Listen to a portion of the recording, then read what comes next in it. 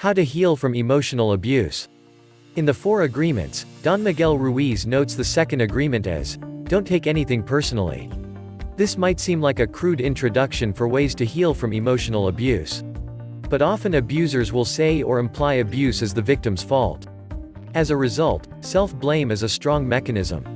Once abuse has been acknowledged, or the relationship has ended, the healing begins. There is no step-by-step guide for healing from emotional abuse.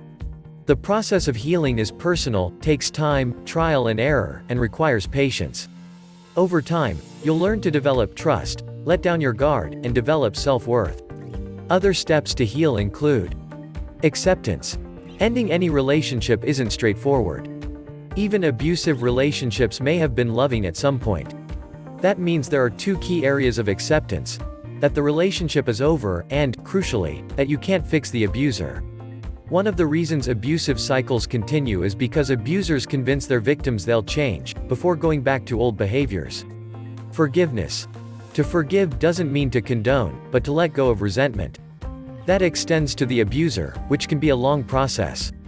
However, it also applies to you. Recognize the abuse wasn't your fault, and ignore the narrative suggesting you could have done anything differently. Assure yourself you did the best with the resources you had at the time.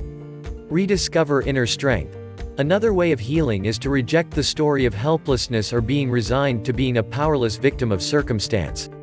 One healing approach is empowering yourself to look at all the areas in life you can control, and develop inner strength and resilience. Work out your values and boundaries. Being resolute in what is and isn't acceptable helps you communicate clearly, stand up for yourself, and avoid unhealthy relationships. Part of this understanding comes from having a clear idea, within yourself, of what you most value, and what behaviors, or lack of, are non-negotiable. Practice self-compassion. Not only does self-compassion create a kinder, more caring relationship with yourself, helps cultivate self-acceptance, self-worth, and eventually self-love. It allows you to meet the wounds caused by abuse with care, and to develop the resources to support and encourage yourself in the future.